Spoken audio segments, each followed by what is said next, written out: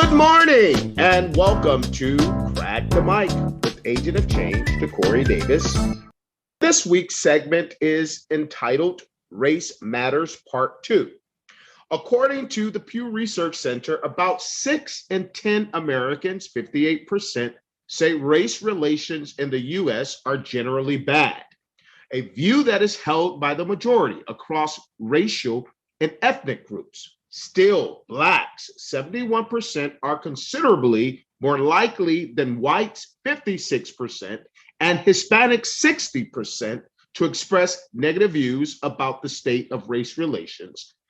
I have a distinguished panel: Dr. Kenyatta Arnett, AP for DeKalb County Public Schools, Keon Payton, pastor of a 96-year-old church in Pontiac, Michigan, and also director of faith and outreach for Realms Film International, and also a Princeton Theological Seminary graduate. Also, Otis Kopp, who's a licensed minister at Divine Hope Restoration Ministries International here in Miami, Florida, and he's also CEO of his own record label, Grace and Peace Records.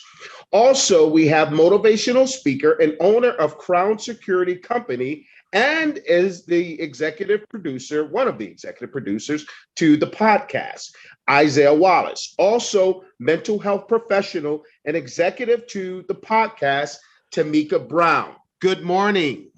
Good morning. Good morning. Good morning. Okay, let's just delve into this discussion. Now, according to many experts, the answers is a resounding no about affirmative action. In fact, Risa Lieberith, a professor of labor and employment law at Cornell University, says affirmative action is a response to the United States historically excluding people of color from all sorts of societal institutions decade after decade, end quote. However, to the contrary, many critics argue that it is a form of reverse discrimination, affirmative action that is now, because it favors one group over another based on racial or gender preferences. Furthermore, it is important to note, for fair and balanced reporting that is, that the Supreme Court, which ruled in a 2003 case that quotas based on gender or race violated the Equal Protection Clause of the 14th Amendment. Therefore, affirmative action is also not required by federal law. And the Supreme Court has made it clear of that. Now, let me ask the panel. Do you feel that affirmative action is by its definition racist?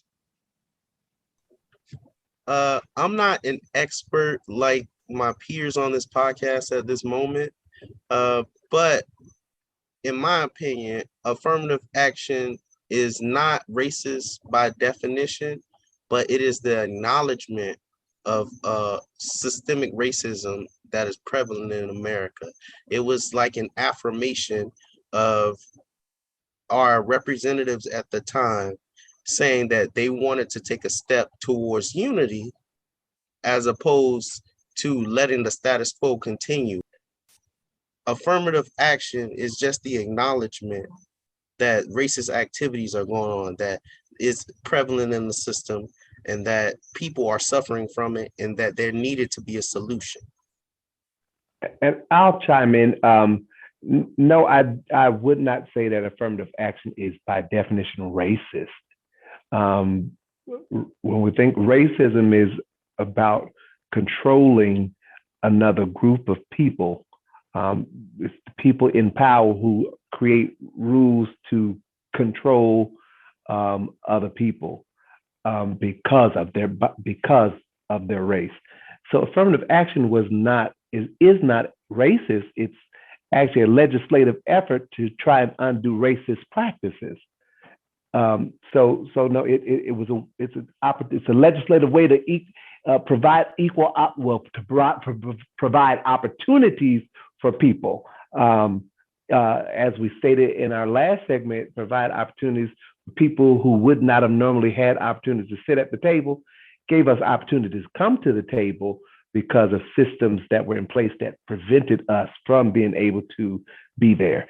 So no, it's not racist. It's an effort to undo racist practices. Okay, I accept that sentiment. Dr. Arnett. Dr. Payton, you want to go?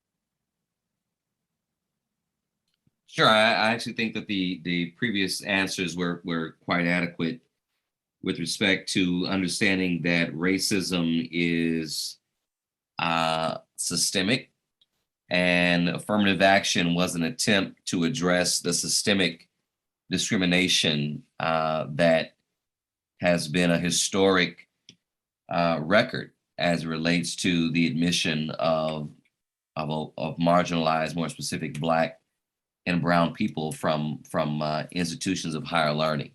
And because there has been a pattern and a system in place of that discrimination, affirmative action was a way of trying to remedy that. And so I don't feel that it was racist. I can understand and appreciate those who feel that it might be reverse discrimination, but I would admonish my brothers and sisters in that right to be a little bit more responsible in their understanding of how systemic racism has contributed to the lack of enrollment of Black and Brown people historically in predominantly white institutions around the country. Thank you for sharing, Pastor Payton. You want to go ahead and chime in, Mr. Kopp, Otis Kopp? Yeah, I agree with everything that has been spoken about so far. I would also just like to point out that we're not as far removed from slavery and Jim Crow segregation as it may seem.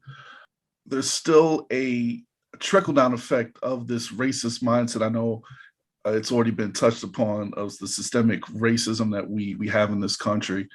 I believe it's a little more subliminal and psychological than it was during the Jim Crow time.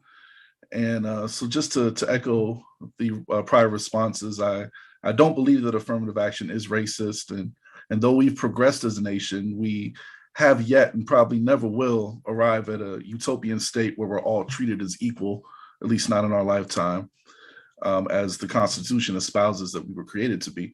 So when it comes to affirmative action, I like to refer to it as a bandage. It doesn't solve the underlying problem of the disparities in our educational system and the hiring practices of many companies, but it does assist in covering the wounds of some of the discrimination in our society.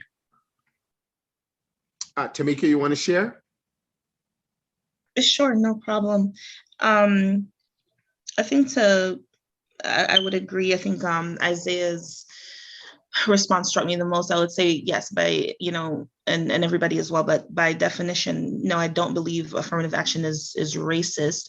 I think what I would say is the sad part is that, the structures, the systems that have been set in place in this country, it's actually just sad to me that we actually need affirmative action to be able to have representation in many companies. You can, look in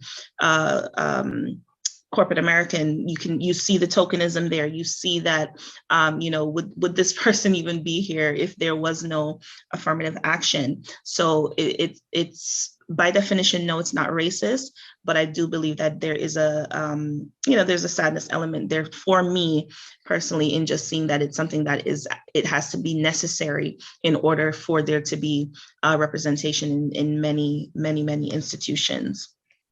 Okay, I just want to turn the tides for a moment, because oftentimes we hear, and we, as Black people with the Black Lives Movement, we're quickly to corral and galvanize our people together to fight white supremacy and other issues. However, but one of the sad realities of life is, I am more likely, and this is statistically proven, I am 3 times more likely to be killed by someone who looks like me. And the sad commentary in this scenario is this: we're quick to go against our counterparts, but we are slow to deal with the issues in our community that confronts us, black on black crime. Now, which leads me to ask this question: why is it that Black people believe that Black lives matter when addressing conflicts with white people, but not when addressing Black on Black crimes? Dr. Arnett, you want to share your thoughts? He likes to get me on topics like this. Well, again, I always have to go back to, well, in a previous segment we were talking, and we talked about humanizing Black people. And I think one of the things we have to look at is we have not learned to humanize ourselves. We have not learned to, as a community of people, and I'm talking about as a community of people, not us as individuals, but as a community of people, we have not, broadly spoken, have not learned to put value on who we are as a people, because we have been conditioned. It's been a process of conditioning, and it's generational, to see ourselves as enemies. And it goes back to slave master days, where you had the field Negro who was against the house Negro because you're treated better, you're light skinned. You had all those different issues, and it has just become a perpetual thing. And so we have not broken that cycle. And so, yes, we all saw what we all see the evils of what white supremacists may do against us. But you're right, we for the most part do not see or speak boldly against the things that we do against our own people in our own communities, the violence, the drugs, the crime. We don't speak against that. And I would say it's because of we've just been conditioned that way. Is it am I making excuses for it? Certainly not. Certainly not. But that is that's how our kids, our generations have been conditioned, that we'll fight against each other to get something that we want. But we want, it's like when you use the N word. We don't want them to use it, but we can use it, and so it's a mental conditioning. And it's a brokenness in us, and it's a broken aspect in our system. And I don't know. I honestly don't know how that can be repaired. Do I see it? Yes. Do I sense it? I see it every day in the school system. I do. I see it every day. And it's like, how can we get people out of that mindset? Because it's a mindset that must be broken. That we start to see value in us and see value, as was stated earlier, see value in each other. Because I think when you value people, you don't want to hurt people. When you value something, you take care of it. But we don't see value in our brother or our sister. Also, because many of us don't see value in ourselves. That's true. True. Because we don't see value in ourselves, we see no issue with taking from others. And so it's a generational, I hate to say, it's a generational curse that must be broken. But the question would then become, how do we do it effectively and with authenticity? How do we go about doing that and break that cycle? Well stated, Dr. Arnett. You want to go, Isaiah? Yes. I'll be brief. Uh, to me, it would be the same as if someone was talking about, Mexican on Mexican crime in context with the cartels or with other problems that they have in their country. Uh, they're not going to say on the news or in the media or on the blogs, why are Mexican people attacking each other? You know what I mean? That's not a thing. Is it to me, black on black crime is not real. It's just an observation that people have attributed truth to, and that's not the case. You can only attack those within your means to attack. You know what I mean? As far as being a black person and attacking other black people, that's most likely, in my opinion, because of the proximity to each other. I speaking of the agent of change, I have a relationship with the agent of change. We happen to be of the same race. So, if I thought that the watch that he wears was nice, no, I can't go in and relate to, oh, Mr. Cop has a nice watch because I don't know Mr. Cop and he's not a part of my community. He's not a part of my circle. So how can I attack him when I have no information, no intelligence about him? And that's really my point. You can't go after unknowns as easy as you can go after something that is like the back of your hand, that you already know, people you are already intertwined with.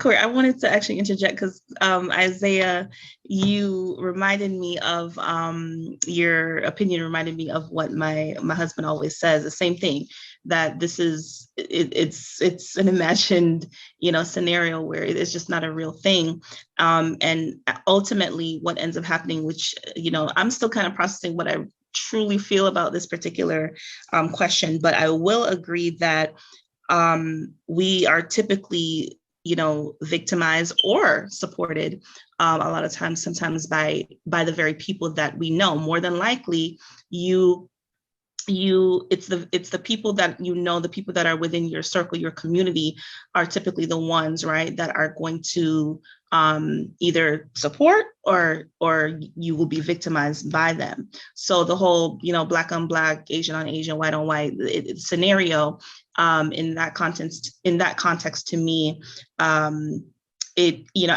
think I would agree that it is an imagined scenario. It's not. It's just not a real thing, because more than likely, you're going to be either supported or victimized just within your own community, and more than likely in your own community, typically it's the people that look like you, the people that are like you, etc. So that's where I would kind of leave my opinion on the topic for right now. Okay, thank you for sharing, Tamika. You want to go, Pastor Peyton? No, I think the answers have been excellent. I agree with Tamika. I think that anytime you have an impoverished group of people, crime is going to be latched on with poverty and the cycle of poverty. And so, the whole argument, we shouldn't be concerned about racism and police brutality, with respect to the African American community, because there's so much crime in the Black communities with black on black crime, I think is preposterous. I think that we have to work at both. I think that one of the issues that Dr. King often raised in working toward that beloved community that I referenced, I think in the last segment, or the last conversation we had, was economic justice.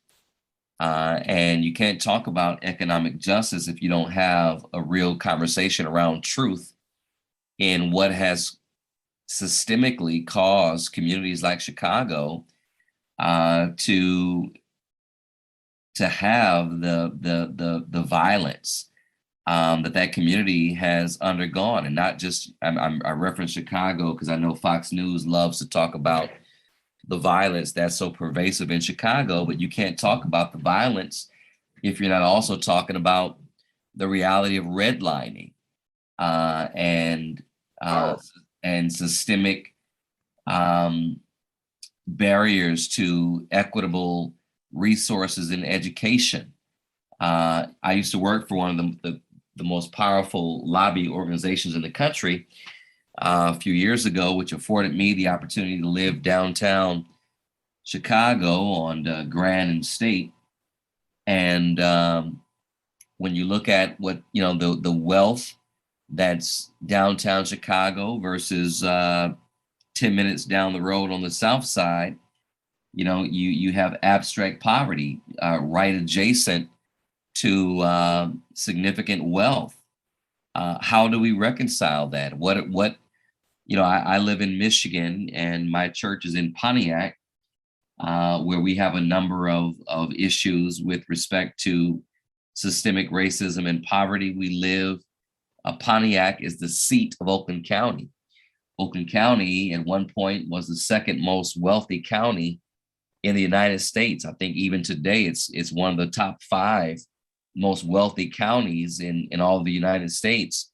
And Pontiac, a very impoverished town, lack of resources, etc., is the seat of Oakland County. And so how do you have these communities like Pontiac that are surrounded by cities like Bloomfield Hills and Birmingham and West Bloomfield and Auburn Hills and Bingham Farms and all these other very affluent communities, when we're not addressing the systemic challenges that address redlining, and how redlining has marginalized communities and has crippled opportunity for economic development and the like. And so I think while the conversation I feel does have merit, because we cannot at the same time talk about Black Lives Matter when we are shooting and killing each other. But at the same time, when we look at the reasons why we're shooting and killing each other, it goes back to systemic racism.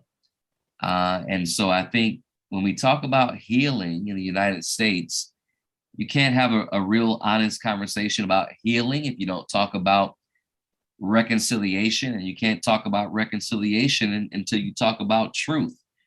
And I think the reality is no one is really interested in having the real hard, honest conversations about truth as it relates to the systemic poverty that is impacting so many of our communities. I look at, when slavery finally ended, right? You have 400 years of a system that created a reality for people. And just because, the Emancipation Proclamation, all of a sudden you guys are free, it doesn't deal with the mindset and the reality, and even the false promise. We King often talked about that false bill of goods. We were suggested to have been given 3 acres and a mule. Whatever happened to those 3 acres and a mule that many of our families never received? And so I think we just have to have a honest conversation about truth and why so many of our communities that are impoverished have the crime rates that they have. And when we really look at the data and the truth as it relates to what has caused some of these communities to be in the conditions and shape that they're in, that truth hopefully will help us to have a better conversation about what is real reconciliation, even a racial reconciliation, look like in these communities, economic reconciliation that I think would spur an intelligent conversation about how do we begin to have a real conversation, an honest conversation about healing in these marginalized, crime-infested communities, which are mostly often significantly impacted as a result of systemic racism and poverty.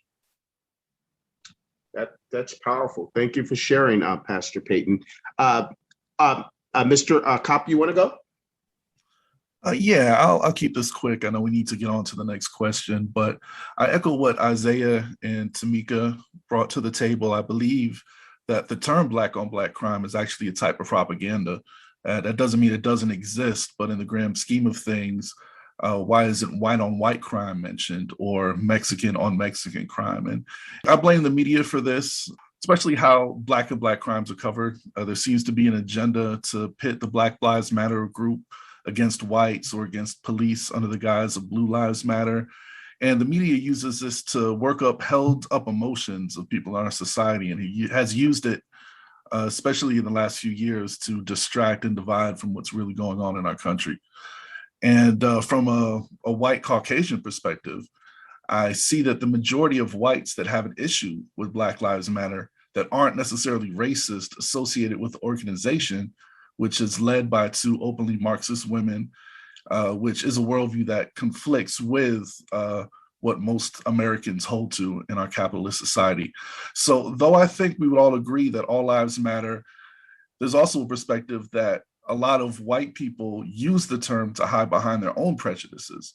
And so the media is using all of these things to further its agenda and try and distract us and really divide us as a people. Thank you for sharing. I welcome that sentiment, Mr. Kopp. You want to go, Dr. Arnett? Certainly. And I concur with what all my colleagues have just said. Again, I think we have two different issues here. We can talk about Black on Black crime as the political propaganda, which it is. I speak about it from the sentiment of being Black and living in one of those neighborhoods, watching people being hurt and abused. And so I think we have to address it from both perspectives, because statistically, there are more white people that die from, in a study I was reading, I wish I had it in my hand, talk about how there are more white people that die from crime by other white people than there are Black people that die from at the hands of another Black person. And so, of course, we don't talk about that. And so even though it's a political propaganda to further, as was talked about earlier, to dehumanize Black people and to further marginalize and to divide us even further, from my sentiment part and from the pastor part of me, my heart goes out to those who are victims of, because somehow we have to get to the root of why we still do what we do, whether they do more and we do less or whatever the numbers are. We have to get to the root of why we allow it and see stuff that happens in our own neighborhoods and we sit silent, and don't say and don't speak up about the things that happen in our communities. And so we have to become our own best advocates for the future of our next generations of young people and next generation of leaders. So again, I think it's just two different dynamics that we have when we speak on Black on Black crime and then the Black Lives Matter movement. It's that question has a lot to it, and I think you could make a whole podcast on that one question, and you would go a whole hour on that one question. As I stated before I asked the question, rather we want to say that it's being overly politicized or the media is overly sensationalizing this issue, but the facts are the facts. Men lie, women lie, facts don't. And the numbers are quite riveting. And the truth is, I am more likely to be killed by a person who looks like me versus my counterpart. I digress. Isaiah, you want to go with your question? Yes. Before I ask the question, I just like to call, everybody, if you remember about Hillary Clinton and her super thug speech, to me, that was political propaganda. And it's that kind of rhetoric that inspires people, to speak about Black on Black crime in that light. I'd like to ask this question, having said that, In your opinion, are victims of black on black crimes targeted because of easy access to one's own community or because of the contempt that these criminals may have for their peers? I'm not sure how to answer that question. And I say this, well, for one, I don't think you have a black person will have as easy access to perpetrating these, as you were just mentioning, these crimes or whatever against people who are non-black. For one, black on black crime gets ignored. Let's be real. Because you kill a black person, they're not gonna make as much of a big deal out of it. All right. So you kill a black person, kill a white person, oh, there's gonna be some trouble then. So I think it's not, it may be a mixture of the ease of access but it's also, I'm less likely to get in trouble for the stuff that I do in my own community versus going in another neighborhood where people don't look like me because they already don't want me there anyway. And so it's some other factor that would go into that question. And could you unpack that question a little bit further, whoever wrote the question? Yes. I'll try. The language that was used to me, by our agent of change, it kind of inspired me to write this question in this way, because in my opinion, if not for it being easier in some way, it must just be for the hate of it. You know what I mean? For the fact that I dislike this person who's selling drugs around me, or this person, I'm just speaking about criminals, or this person who killed this person I know, maybe that is why I phrased it that way, because it seems that there's a certain contempt between these people who are willing to do these crimes against other black people or even against other races at all. It seems that they have a sort of contempt. So I wanted to ask you and all the other panelists whether or not you believe it was because it was easier or because there was, some hatred or some animosity between brothers that could cause them to commit a heinous crime against one another. Okay. Well, I would dare say I think the question that's being asked perpetuates the theory of the propaganda position, where we're making it seem that it's a race thing only. Your question to me is perpetuating the whole notion that we just discussed about it being the propaganda.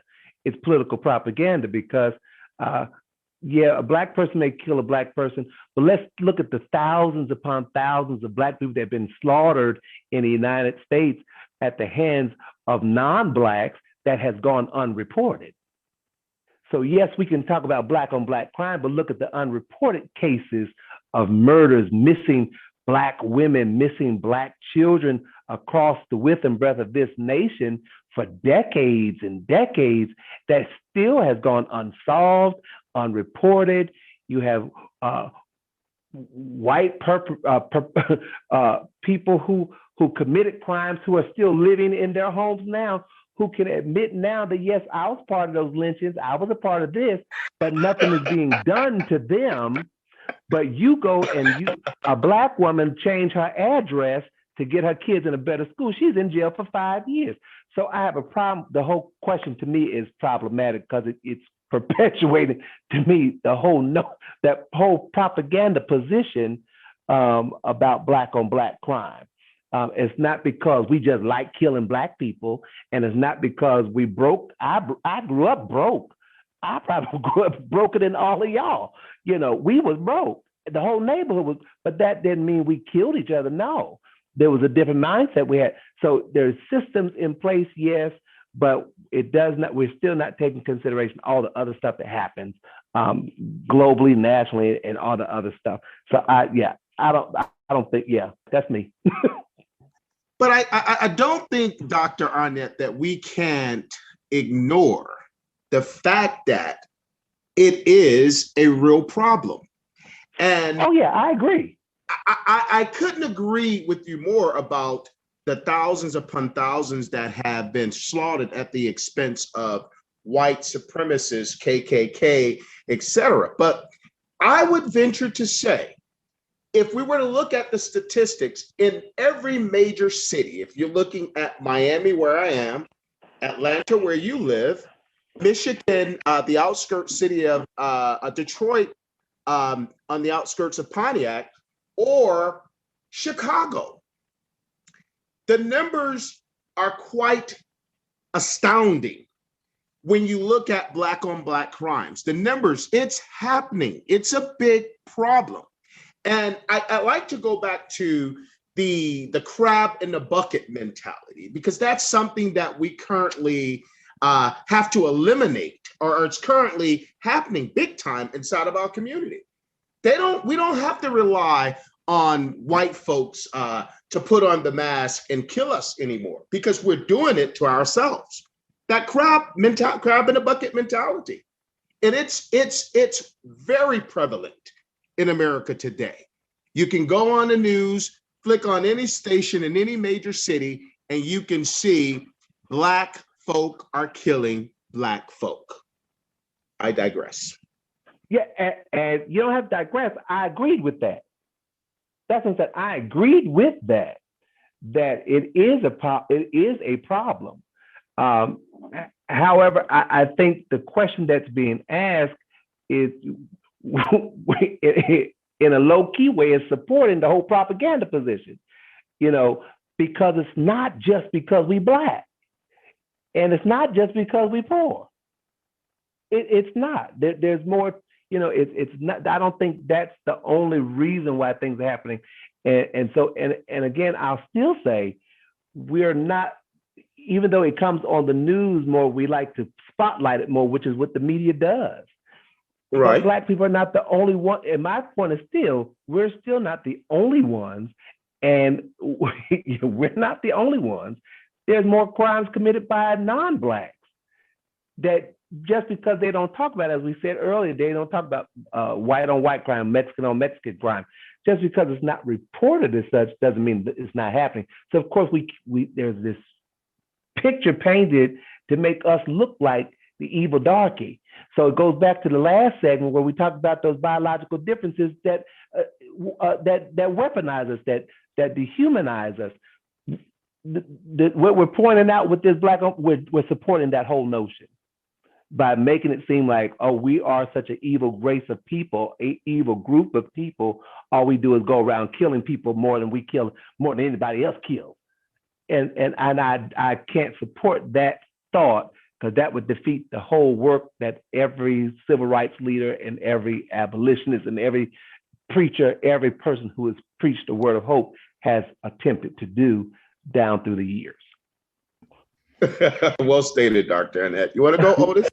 Yeah, if I may, I agree with everything that Dr. Kenyatta spoke about, especially the premise of the question. But I don't think we can really answer this question without touching on gang culture and drug culture, because I think a lot of the killings have to do more so with the drug epidemic that we have in our country, the gang epidemic that we have. And so many times it happens in urban areas where the people so happen to be Black. And so it's considered Black on Black crime because it happens between Blacks and Blacks, but it also happens between, in California, Mexicans and Mexicans, or where I grew up, we had the Latin Kings. And so you had Puerto Ricans and Dominicans.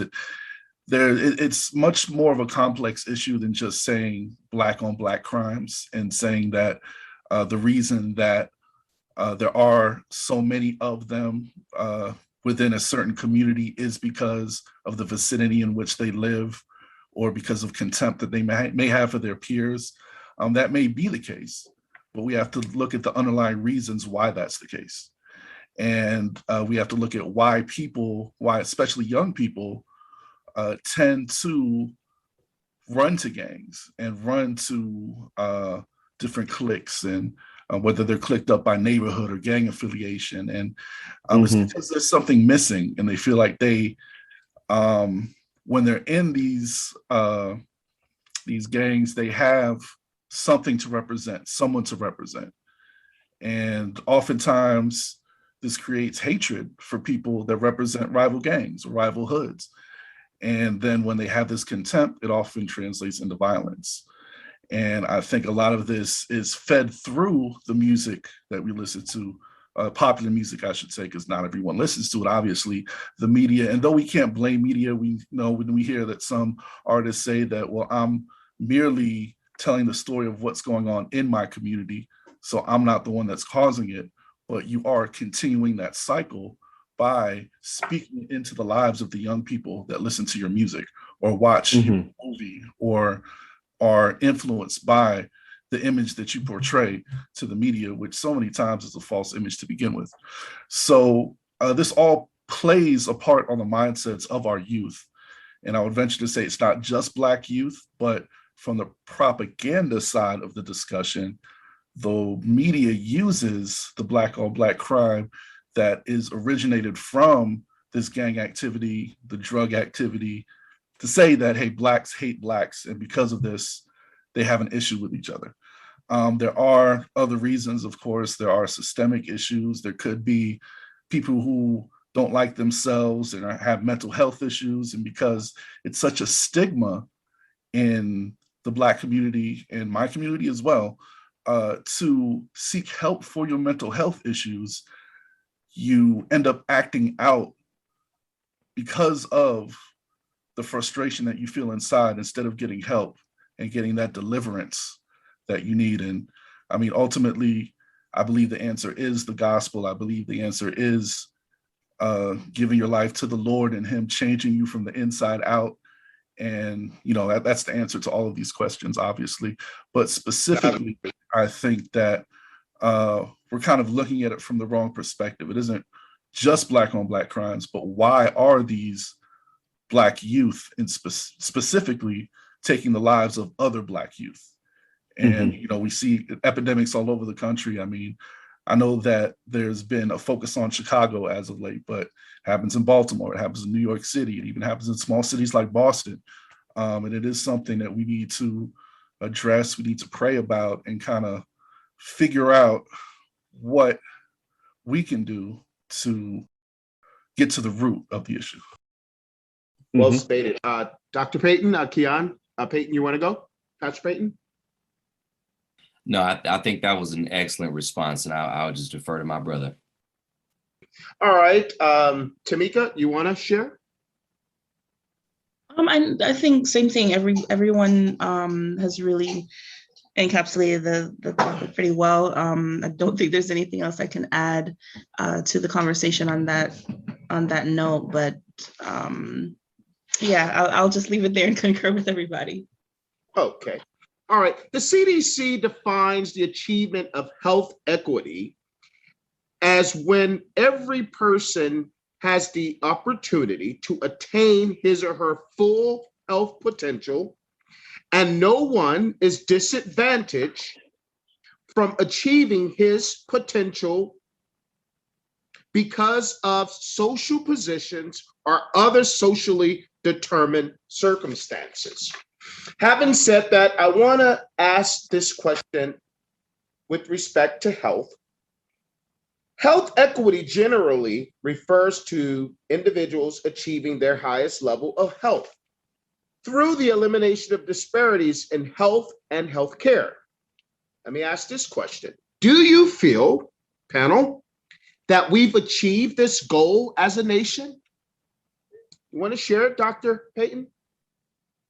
So absolutely not. Health equity, I think the COVID-19 pandemic has certainly exposed the reality that pre-existing health conditions in marginalized groups, particularly African Americans, is extraordinary. And you may or may not know, Brother Davis, I'm currently working on my doctorate in strategic leadership, and the focus is on preventing and treating traumas in our communities.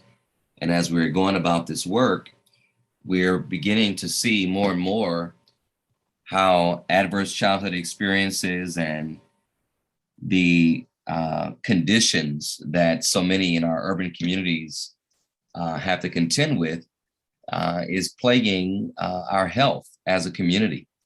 And the reality is that financial resources play a significant role in the lack of equity that equitable justice as it relates to healthcare that's afforded to so many people of color. To the extent that we're beginning to recognize that, you know, if you do have a health condition or a health disparity, you know, in a economically advantaged community, you have the financial wherewithal and resources to be able to go to see a physician, or if it's a mental challenge, you can pay and go have those issues remedied because you can afford to pay it.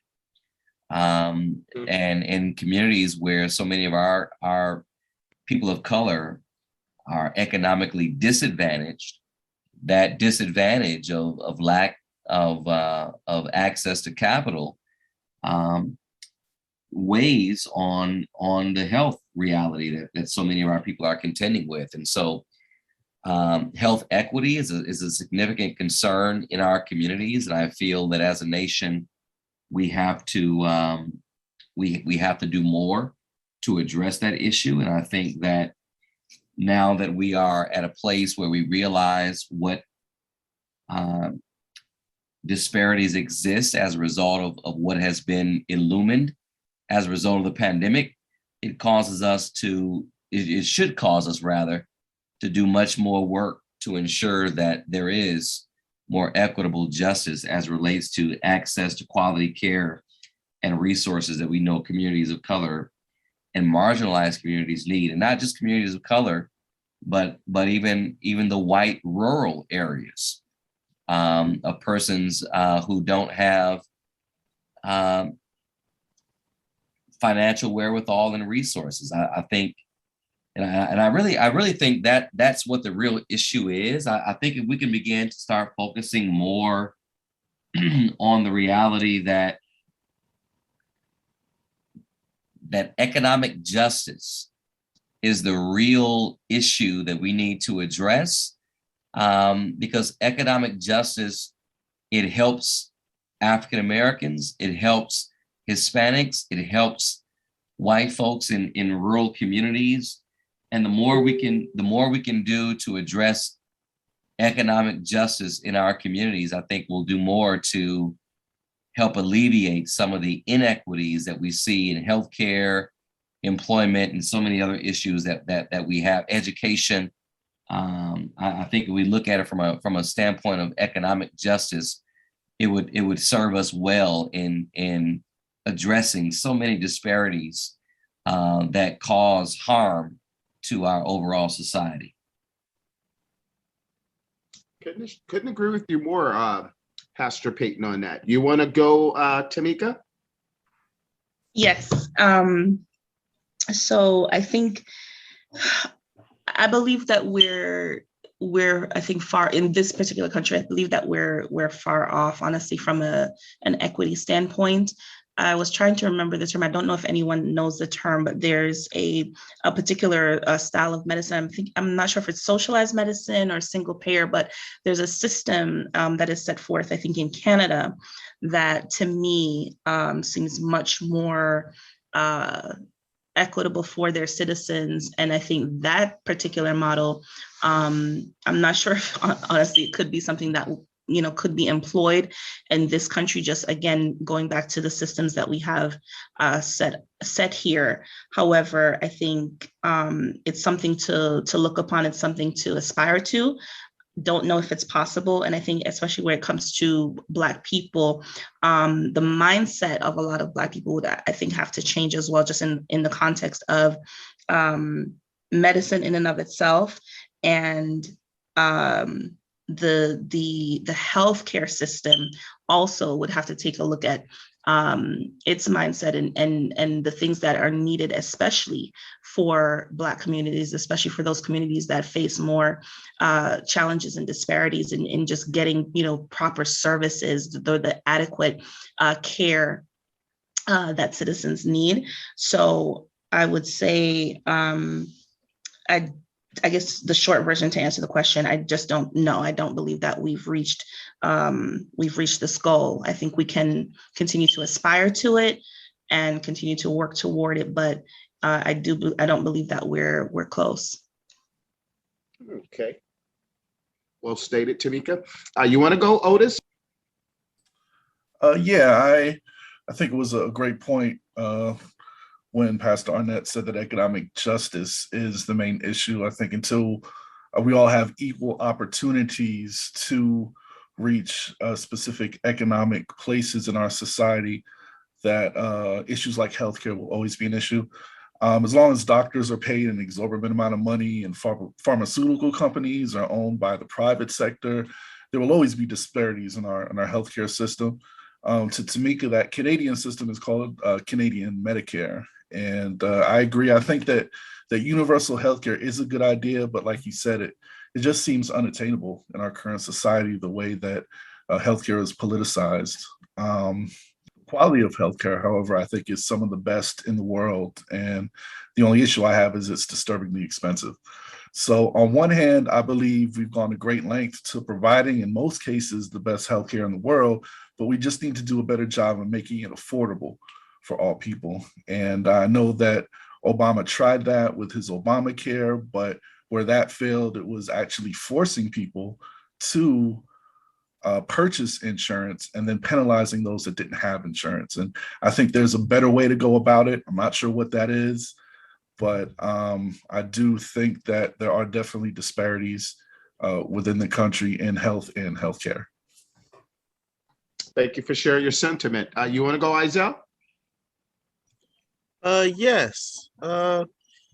Briefly, I just like to point out when our former president Donald Trump was faced with COVID, allegedly, he had the best doctors. He had access to the best doctors, experimental medicine, all types of procedures that I couldn't even dream of to prop him up and to make sure that he survived COVID. And to me, that was the most damning evidence that America is far from health equity. When there's many people who died who probably had resources to be able to pay for a doctor, but it's just not, it wasn't enough. The access wasn't there to get the level of care that he got, and that lets me know that there's not only a systemic racism, but there's definitely a class system in place that kind of pushes people who are outliers away from that good healthcare, that good doctor. My aunt, I had two aunts, both of them had brain cancer in a similar place in their head. One was a doctor, so she was able to afford the Gamma knife procedure to get rid of her tumor, to eradicate it. But my other aunt, she didn't have any education. She didn't have any access. So, she wasn't able to get the procedure. All she had was Medicaid. That left a personal, like an indelible mark on me, letting me feel like hopeless and helpless, and kind of instilling in me that health equity is the type of thing that I probably will not get to in my life, as far as with my white counterparts or my more wealthy counterparts. They would just have better access. Well stated, Isaiah. Dr. Arnett, you want to share? Of course, I'm agree with everyone else. There are definitely disparities. No, we have not reached a level playing field. There's still a lot of injustice and unfairness in our healthcare system. Long story, my mother served in the United States Army when I was a child. However, here she is later in life and she still can't get approved for disability. And they hold this against her, well, you don't have a medical file of all of your medical issues. When in fact, when she was in the military in the early 70s, when she went into the military, you couldn't go in as a single Black mom. You could not be a single Black parent. So my mother had to marry somebody in order to go into the military. Not only that, but when you're a Black woman in the military in that period in the United States, you could not go to the sick unit because it was a sign of weakness. If you reported your illness, if reported pain, it was a sign of weakness. So my mother had to work, go in the field. She was a squad leader. She had to do all of these things, rappelling off walls and stuff like this. And she only stands 5'5", but she had to do all these things and she had to do it in pain. As a child, I remember having to peel her boots off of her legs because her feet would be so swollen because they made Black women wear combat boots that were lined with steel.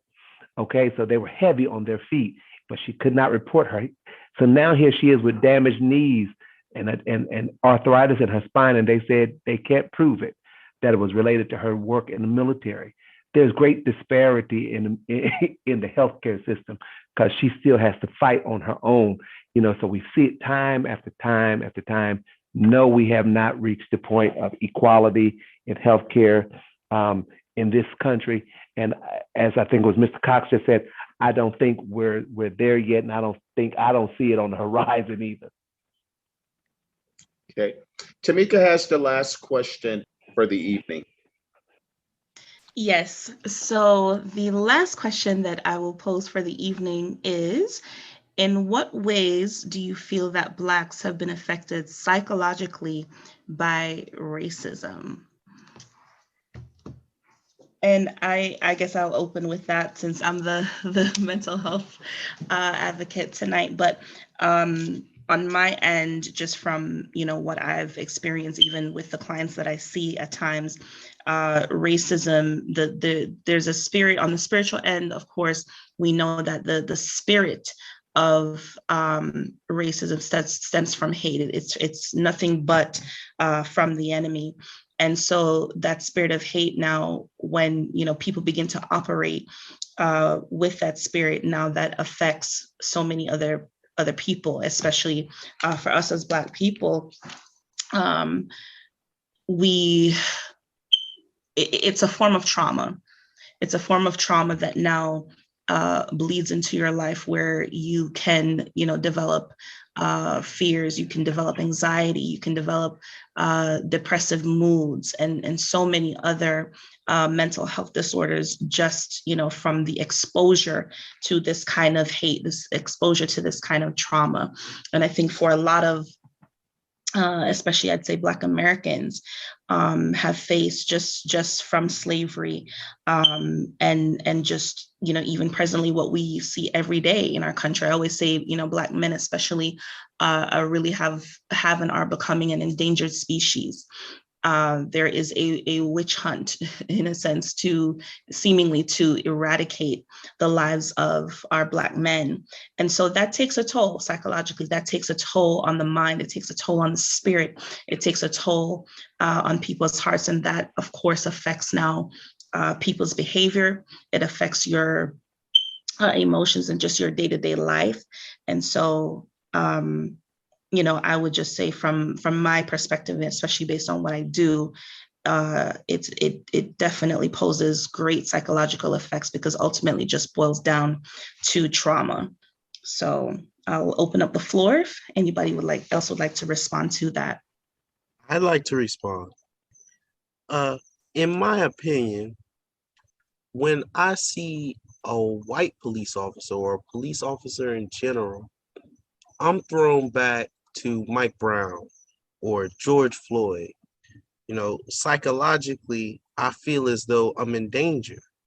I feel as though I have to drive better, not like myself. I have to put on my seatbelt and posture myself in a sort of way to appear harmless. Psychologically, I feel beaten by this environment and this climate rather that of racism. And I think that if I want to heal, and if people who feel similar or the same way that I feel want to heal, it starts by taking back that license, taking back that feeling of safety, that you enjoy in your home. You should be able to feel that when you're out and about in your community, or just driving. When I had to pick up my daughter earlier today, two policemen just met up, miraculously across the street from me, and I was as nervous as like a jaybird with a cat behind it. I thought that maybe they were gonna maybe they were going to do something to me, and I might not make it home. You know what I mean? I was just sitting in the car with my youngest daughter and pondering whether I should grab her and run, if they came over to where I was. So I feel like psychologically we are still being oppressed, and I think that it is due to racism. Thank you for sharing, Isaiah. Dr. Arnett, you want to go? The psychological trauma that, it's obvious it exists. It has historically existed. Again, we can go into slave journals and see how it's or start on the slave trade, on the slave plantation, the psychological abuse that was, and it became generational. We just continued to pass these things down, and we continue to be scarred psychologically by the things that we see, the things that are allowed to happen, to see, and so it's there. I think we have to get to how can we move beyond it. Again, as African Americans, we weren't taught. When I was a kid, we were told you keep your crazy relative, you keep your crazy in the house. You keep crazy folks in the house. We don't let everybody know that. So we didn't. We didn't expose the mental issues in our families. That was, what happens in this house stays in this house. And so we have to get to a place where we are letting people know it's okay to get help. It's okay to seek out professional help. It's okay to talk to a therapist. It's okay to talk to a counselor. Like, back to my mom, my mother at her age now, do you know she just started seeing a counselor? I just was able to get her into a therapist to start talking about the mental abuse from when she was in the military in the 70s, and being threatened by her sergeants. I had a cousin raped by her sergeant, and they dealt with these psychological scars. And so we have to let our people know, it's okay to get help. It doesn't take away from your faith. It doesn't take away from your Blackness. Go get help. And some of us have to realize we got to start telling people, I am not qualified to answer your questions. I'm here to support you. I give you the love. I give you the attention, but I recommend you go see a therapist. I recommend you go to someone who has the license and the degree, and the certification to handle your situation, because that's beyond the scope of what I'm qualified to do. Even pastors, we can't do it all. And we got to learn how to say, that's beyond the scope of my ability. I recommend partner with mental health professionals, partnering with them in the church, in our communities, so we can put people in the right direction to get the help that they need. Well stated, Dr. Arnett. You want to go, Pastor Peyton? Sure, I agree with the sentiments of those that have already shared. I think with respect to the question, everyone articulated a position that is strong. I certainly reiterate the sentiments of Ms. Brown. And psychologically, I don't even know if it's a matter of racism or just demonizing a person's humanity for whatever difference that they hold, whether it's race or gender or class or anything like that. When as Ms. Brown was speaking, the whole issue of hate, and when you think about systemic racism, being taught to hate yourself because the margin of acceptability being whiteness. And, when you're Black, you're taught, or you were taught early on to hate your Blackness, that your Blackness was somehow a curse for being Black. And the Blacker you were, the more cursed you were. And so this whole concept of wanting to be like the white man, that has certainly played a very deep psychological impact upon our community. But I reference the term beyond racism because self-hatred, whether it's hating yourself because of you're Black, or hating yourself because your sexual orientation, or you're hating yourself. Anytime we teach people to hate themselves because they're different, that's going to have a psychological effect and negative impact on people's lives. And so I think it just goes back, to what my whole tip from the beginning of this is just focusing on, how do we learn to respect our differences and to treat each other for the human beings that we are, regardless of all those various differences and uniquenesses that distinguish us. And so to the extent that our society does not allow people to be themselves and to appreciate the full actualization of who they are as individuals, regardless of their distinct differences, that's always going to play a negative role and impact upon people's lives. And so I appreciate the question, but I'm hoping that, in terms of just thinking about reconciliation and healing that is needed for our nation in general, that we can move beyond race and just get to a place where we are focusing on treating each other with the love and respect and dignity that each human being deserves. And if that can be our chief aim as a society, I think we'll be moving in the right direction. Thank you for sharing, Pastor Peyton. Otis, Kopp, you have the last word, sir. All right. Well, as was mentioned, discrimination has spiritual implications, and it can create feelings of depression and oppression. But ultimately, discrimination creates a level of stress. And even if only experienced a few times in one's lifetime, it can become a long-term memory that affects the way that the discriminator as a people group are considered in their worldview. So this can create feelings of trauma, which manifests in a variety of mental health issues. I did a little bit of research and found that that stress increases the chance of hypertension, which is found in a lot of Black and brown households. These stresses have also been found to increase rates of smoking, alcohol, drug use, as well as unhealthy eating habits. So even though these symptoms are not unique to the Black American experience, the stress of discrimination based on race does increase the chance of substance use, abuse, and addiction. Wow. And in that study, it showed that the fear of racism itself was harmful, even if you haven't experienced racism yourself. So just the fear of it happening can create mental health characteristics and undermine feelings of resilience, hope, and motivation. And it also underlined how verbal and physical assault can cause PTSD. So the experience of racism can create feelings of depression, stress, emotional distress, anxiety, and a whole myriad of other mental health issues. And as was mentioned, it's important that if you experience these things and you see them in your own life, it's not taboo to get help. There are professionals. If you are a believer, I would suggest that you go to a minister, an elder, a pastor to get help.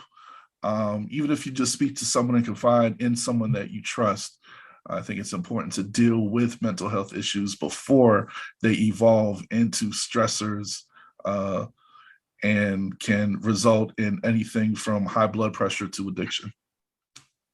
Okay, thank you. Unfortunately, we are out of time, but I want to thank you, panel, Dr. Kenyatta Arnett, AP for DeKalb County Public School, Keon Payton, pastor and director of faith and outreach for Realms Films International. Otis Kopp, licensed minister at Divine Hope Restoration Ministries International and CEO of his own record label, Grace and Peace Records, motivational speaker and owner of Crown Security Company and executive producer for the podcast, Isaiah Wallace, mental health professional and executive to the podcast, Tamika Brown. Thank you guys so much. And thank you, our listeners. Before I leave, I'd like to leave you with this thought by Maya Angelou. Prejudice is a burden that confuses the past, threatens the future, and renders the present inaccessible. Again, thank you for tuning in to this week's segment, Race Matters Part 2. This is your agent of change, Corey Davis, with Crack the Mic signing off. Peace.